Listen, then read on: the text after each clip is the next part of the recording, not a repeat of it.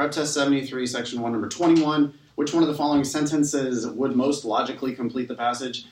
I'm going to be really careful here, okay? So again, I'm just not going to speculate. I'm not going to go the next step. Y'all are smart. You're used to figuring things out. That's not what they want you to do here. I'm going to approach this as basically a must-be-true question. Which one of these do we have the best evidence for?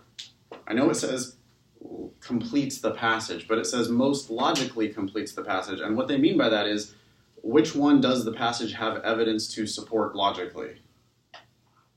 So really careful here and pick a boring, obvious, conservative, must be true.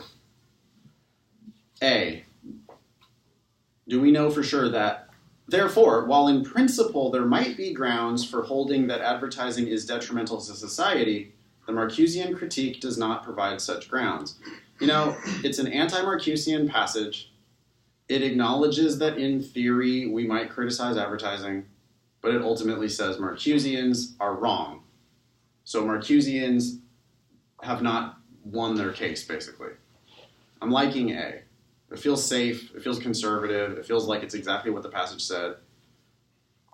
B, therefore, although Marcusian claims about advertising are rationally justified,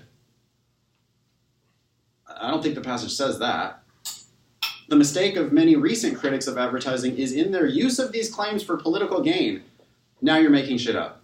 This question is not about making shit up. This question is about what did the passage say.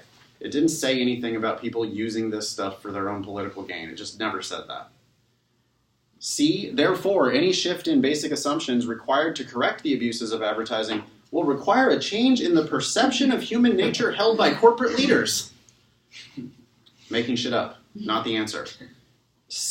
D, therefore, while emphasizing only detrimental social aspects of advertising, Marcusians have failed to consider that such aspects are clearly outweighed by numerous social benefits. It never says it's clearly outweighed by numerous social benefits. It says, oh, in theory, advertising can have these benefits, but I hate the clearly outweighed by. I really hate that part of D.